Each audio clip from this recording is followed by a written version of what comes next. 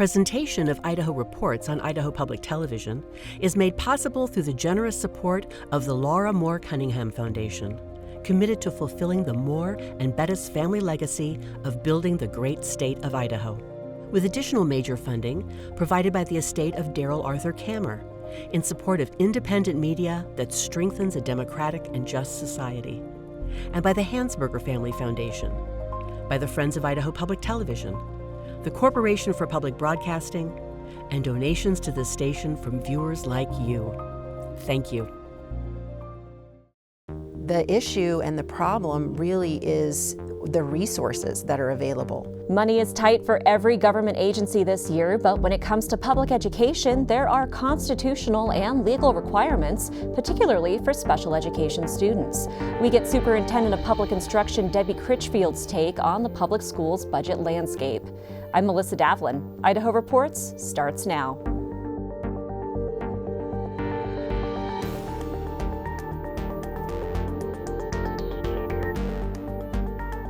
Hello and welcome to Idaho Reports. This week, producer Logan Finney sits down with Executive Director Jennifer White of the State Board of Education to discuss higher ed funding and the presidential search at Boise State University.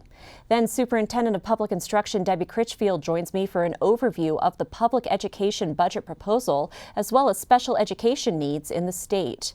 But first, on Tuesday, Secretary Doug Collins of the U.S. Department of Veterans Affairs visited the new Idaho Veterans Home under construction in Boise.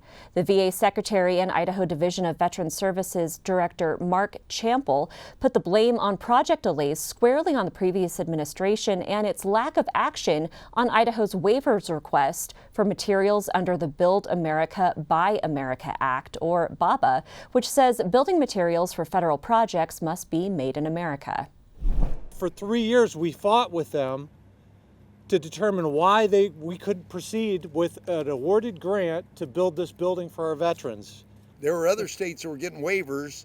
We were diligently saying, why don't we qualify for a waiver when these other states are getting it? So the BABA legislation said, which is a noble cause. We want to build federal projects with American products, but they knew there were going to be problems where a little part of an elevator or a little part of an HVAC system, the only place it was available was overseas, or it was, how many $1 million difference was it if we would have had to?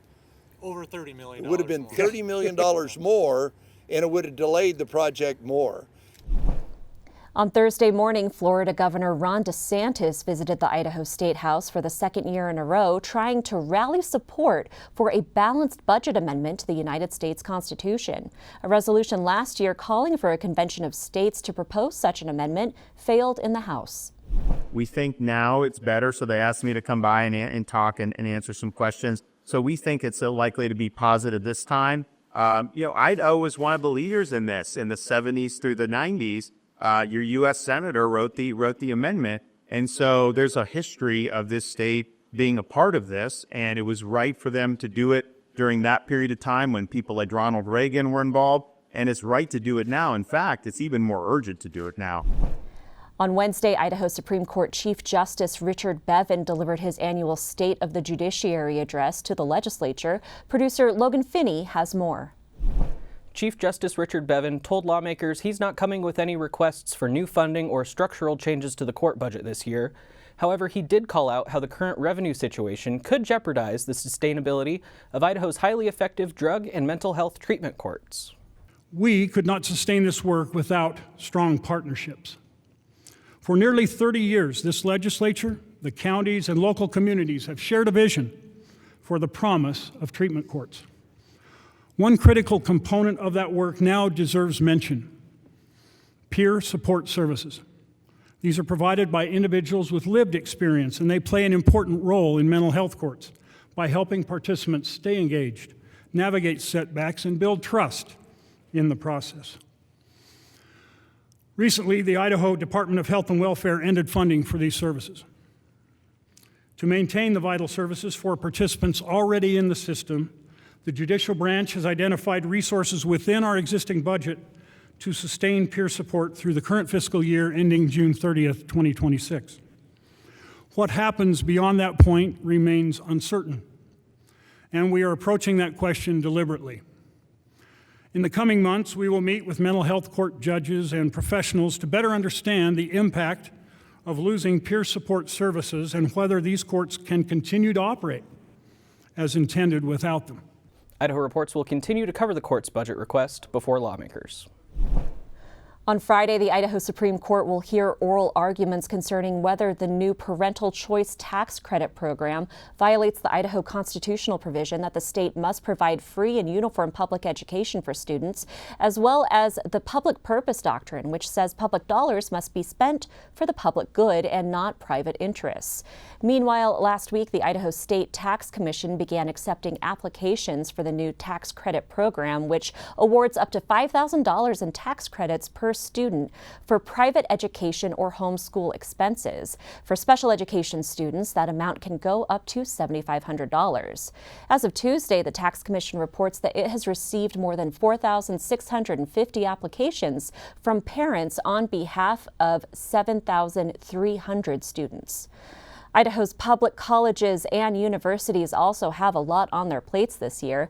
Producer Logan Finney sat down with Idaho State Board of Education Executive Director Jennifer White on Wednesday to discuss enrollment trends and this year's higher education budget forecast. We're seeing that our institutions are really in demand. We believe that's because we offer high quality education at a very affordable price point. I would put any of our programs up against what we have nationally. How does Idaho Launch play into this picture? It's a program that was aimed at workforce development training, but we've seen a lot of the traditional higher ed folks are taking advantage of that program, no? You know, Launch provides such great post-secondary opportunities, not only for colleges, but other alternative post-secondary programs. We're seeing, as a result of the Launch program, we now have a direct correlation between the go-on increases we're seeing from Idaho residents and the Launch program. So we're seeing a direct correlation of an increase of 11% of our Idaho residents going on. We're also seeing a corresponding decrease in the number of Idaho residents who are leaving the state. So we are really stopping the brain drain and increasing our retention in state, which we think is really critical to ensuring that we continue to have Idaho competitiveness and a strong workforce as we enter kind of this next stage of evolution. Idaho's economy is faring pretty well, but we are still, of course, facing a pretty tight budget year. Among other things, the governor's proposed budget includes no enrollment workload adjustment, or EWA. That's a factor in the university budgets. What exactly does that funding cover, and how much of a hit would it be for the colleges and universities if we don't see an increase there? The EWA is the historic funding model for higher education, which was developed primarily to incentivize getting students to go on, since the go-on rate has been such a struggle in the state for some time. EWA this year would have funded our institutions at record numbers. I believe the outcomes this year of that holdback will be about over $9 million. For us, that means our institutions will be in a position where they're having to be very thoughtful about strategic investments, very thoughtful about program prioritization and consolidation. And that was just one of the ways that public education and higher education contributed to protecting the K-12 budget this year. So in addition to the EWA holdback, our institutions experienced a 3% permanent holdback. And also our higher education institutions experienced impact to the CTE programs as well. While CTE was protected in the K-12 space, it was not in higher education. Now our institutions stepped up and they were very willing to do that to protect the K-12 budget. But further hits or further holdbacks will start to impact student services. The landscape for higher education and recruitment for these positions is definitely changing. And the environment in which this president will enter is certainly not a job where it will be a lot of shaking hands and kissing babies. This is going to be getting down to actual, very difficult decision making. And we are looking for someone who's prepared for that task. You can find that full conversation with Executive Director White on our website or wherever you listen to podcasts. Search for the Idaho Reports podcast. And for full disclosure, Idaho Public Television is an agency under the umbrella of the State Board of Education, but Idaho Reports maintains editorial independence and control over our content.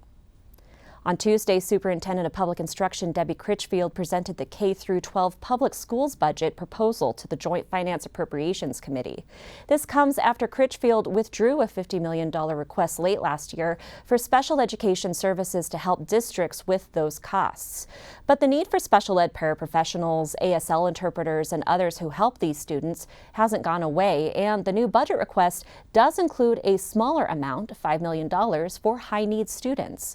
The ongoing conversation about special education and its costs prompted questions and conversation from the Budget Committee members. If a student has no future in some level of self-care, then I believe they need to be in facilities that have the professional capability of taking care of them, helping them, training them, and helping them get to a point where maybe with some assistance they can do that. We need to draw that line in education. We need to have our educators educating. We need to have other people, mental health and physical health, medical health, taking care of the kids that don't have that future. Respectfully, I got to disagree. I'm thankful that we're not in the 1970s and we're institutionalizing kids and adults. We left that time behind. And it used to be a time in the 1970s, a parent had to get the permission of a teacher if they had a child with special needs. And they would have to get that permission, and then sometimes they said no. On Thursday morning, I sat down with Superintendent Critchfield to learn more about her budget proposal. Superintendent, thank you so much for joining us. As you've been talking to districts across the state, what are the biggest concerns you're hearing? Looking at the budget projections and speculation over what that's going to look like for the coming school year. And I think that that's fair and that's reasonable. Particularly this time of year, our districts and charters are going in to taking a look at their own budgets. What does their hiring situation look like? What are they going to be able to put together for the 27-28 school year? In so many districts across the state with such a large range of needs and realities, but the budget that you presented to the Joint Finance Appropriations Committee this week, does that address those concerns from those districts? Sort of. Sort of means that we don't want to go backwards on the budget. The priority for myself and for the governor was to maintain the budget that we have with all of the cuts that have been, put into place, and we're so happy and thankful that nothing happened mid-school year. But looking forward, we don't want to go backwards. Now, the other part of sorta that answer is that not adding new dollars into operations is in effect a cut.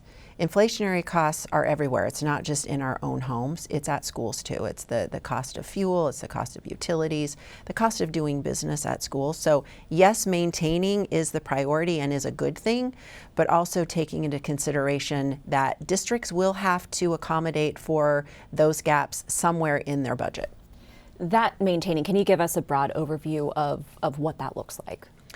Well, class size, for the lower grades, they want to keep those smaller. And so looking at what your staffing looks like, being able to offer programs, many of our districts are relying on supplemental levies to fill gaps in extracurricular activities. I think it's really just across the board.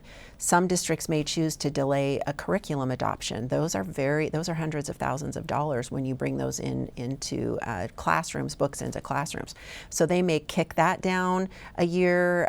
There may be other maintenance or repairs that they say, hey, we're not going to be able to make that this year because we want to make sure that what we need in the classroom itself is accommodated for. And while costs are going up, public school enrollment went down about 1% this past school year, despite Idaho's growth. And that's not unique to Idaho. I listened to an interview yesterday with Colorado's governor, where their public school enrollment went down by about 10%. And they have a different situation. He attributed that to lower birth rates, families being concerned about increased immigration enforcement. But what are the factors in Idaho? I think this is one of the most fascinating aspects of our school enrollment and what we're seeing, and really an important part of the conversation when we talk about where do we go with funding and what does the school dynamic look like. Similar to other states in the country, Idaho is also experiencing a decline in birth rates. In Idaho, it was 29% last year. So that alone is that there's just not as many children coming into schools. Regardless of what the choices are, there just aren't as many kids. We're also seeing some other interesting factors that go into the decision making. We're seeing a reduction, or I guess a decline, in the numbers of students that are coming to school kindergarten, first, second grade. But we also then see a bump in junior high and high school. And so as we talk to schools, talk to parents, I'm talking to people all the time on why we would see some of those things. One, we're hearing that for our youngest kids, kindergarten, first, second grade, the cost of daycare is such that for many parents, they're choosing other options rather than putting their child in daycare. Maybe one of the parents is going to stay home. And so they're looking at other options for schooling in that way. Popping up into junior high and high school, maybe the choices that parents had that worked for their kids when they were younger don't work for an older student. We know that career technical education, we talk a lot about competition in schools. I think our public schools for career tech beat the competition in that sense, the offerings, and so we see more kids that are popping up into those grades. We're also seeing shifts in where students are going to schools. And so in Idaho, there's been so much conversation about affordable housing, who's moving into the state. The demographic is that, it's more of a retired person. And since COVID, we definitely were on the map. And the cost of housing has gone up, and everywhere in the state, not just here in the Treasure Valley. But for the Treasure Valley, we're seeing shifts of where young families who have school-aged children can afford to buy homes. And so as we see that shift go more to the west and south, we're seeing districts like Middleton that are really busting at their seams, as an example. But also in our rural communities, we're also seeing a housing shortage along with the rising costs of housing. And those factors play into who's coming to school when, and really how are we going to fund our schools from here on. And all those factors about the cost of living and housing shortages in rural communities are things that we've been talking about for years, even before COVID. Yes. And before that population explosion. As we're seeing such interest in the tax credit for school choices outside of public schools, do you think that is going to affect public school enrollment? Or do you anticipate that people who are already homeschooling or private schooling their kids are taking advantage of that opportunity? I think it's the second thing. Now, it remains to be seen who's going to get the credit, what the choices will be. But what we believe, based on what we have looked at, that the tax credit is, I guess, more attractive to families that have not typically chosen public school options. And because there is a requirement that you cannot apply or wouldn't receive if you applied the tax credit if your child is a public school student, we're not seeing, at least from what we hear from superintendents and charter school administrators, that there's been a huge reduction in their enrollment so that families could then go apply for the tax credit. And I think one of the talking points for the proponents of the tax credit was that parents have been making a different choice while paying taxes into a system that they didn't access. And so it fits that. I don't think there's going to be a mass exodus. The majority of families are choosing public school options in Idaho, so we'll see what that looks like when the tax commission, releases that information. This came up a lot last year. It's coming up in front of the Idaho Supreme Court later this week. Concern that this tax program creates competition for dollars that would otherwise go to public schools. Do you see it that way? This is another sort of answer. It's not a yes and it's not a no. Because it's a tax credit, the money is not coming out of the public schools budget. And that's one of the things that I get asked about frequently. Well, this is coming out of the public schools budget. No, it isn't. It's a different stream of revenue. Now, not collecting all of the tax dollars does ultimately impact the money that's available to go into the public schools budget, but that also has the same impact for any other agency budget. It's roads, it's health and welfare, it's corrections. And so the tax credit is its own thing, but it is also true to say that it is not coming directly out of public schools. And speaking of school funding, you heard during your budget presentation on Wednesday that some lawmakers would like to see a fix to the funding formula to address some of these issues as opposed to putting more money into programs. Is that a possibility this year? I am so happy. I have felt like I've been on an island with it wasn't a one-man stranded island, but on this island of a few people saying, hey, this isn't working. It's not sustainable where we're going, our funding formula. And so hearing more conversations from some that haven't been, I guess, at the front of the room on this makes me happy. There's no money to put into a completely new system, but I would absolutely love to see something that we build that has a place for a couple of things. One, we know that the federal government is going to be changing how they send their dollars out. I want something that's ready. I don't want 2 or 1 year from now to say, oh gee, wouldn't it have been nice if we had something ready for the federal government dollars coming in. Now, on the state side, we also know that there is not an alignment for how the money goes out compared to what our districts are needing to prioritize. It's a 1994 model that probably worked really great then. It's not the same classroom. It's not the same setup. And so I'm happy and encouraged to see more attention to it. It needs some work, and then I'm going to just add one other thing on there, that part of this conversation has got to be around how we're consolidating services, consolidating administration. We've got 190 plus independent school districts and charters, and I think that there's a more efficient way to do what we're doing while still getting results. And for those who aren't familiar, aren't in the weeds like we are, can you briefly explain what the current funding formula is and what you'd like to see change?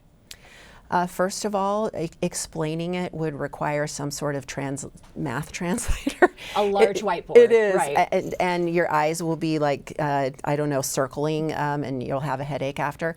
The simplest way to put a complex formula out is to say that it is based on support units.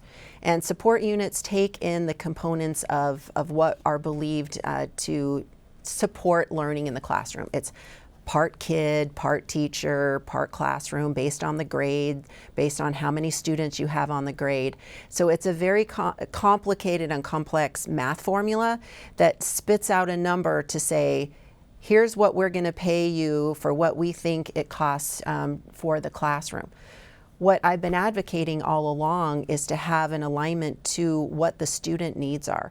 So last year we worked on a funding formula change that really was part one of where we want to go. We wanted to take a portion of the budget and base it on distributing the money based on the type of student that you have. We know that certain students cost more money if you're in special education, if you're in an alternative school, if you're gifted and talented.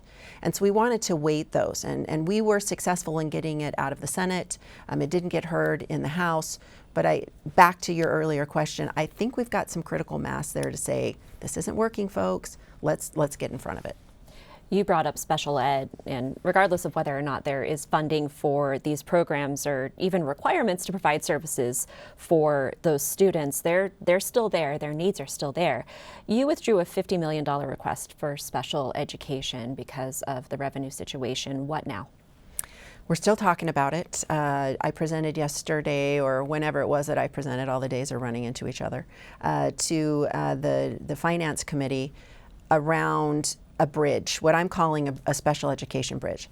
I withdrew the $50 million. We submitted a budget in August, and we had more information in November, December, that indicated and produced a decision which was, we're not going to have the dollars for new money.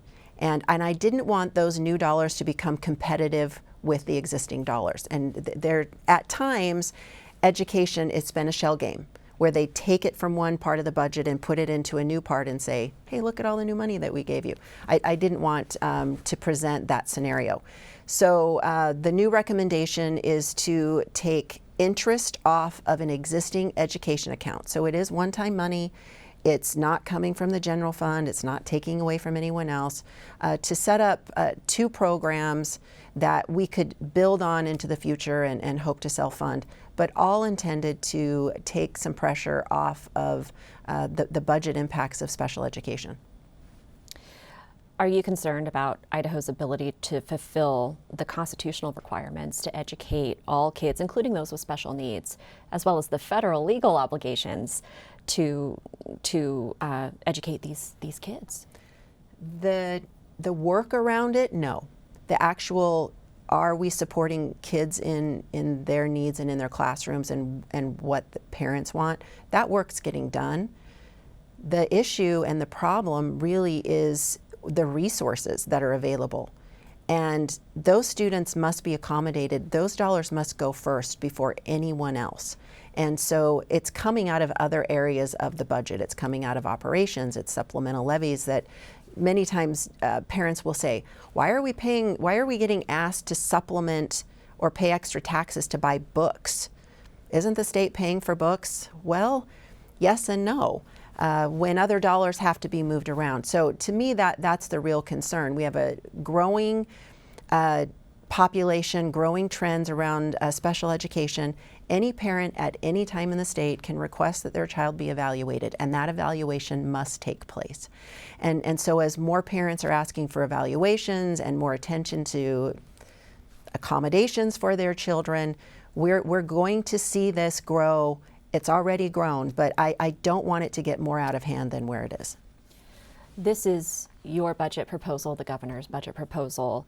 You fielded a question yesterday during the budget presentation about whether the public school budget could absorb a 5% cut and what you would cut. In your discussions with lawmakers, do you think that might happen? I sure hope not. You know, when you're in the moment, you give an answer, and then I think we all do this. We go back and sort of replay it in our mind like, why didn't I say that?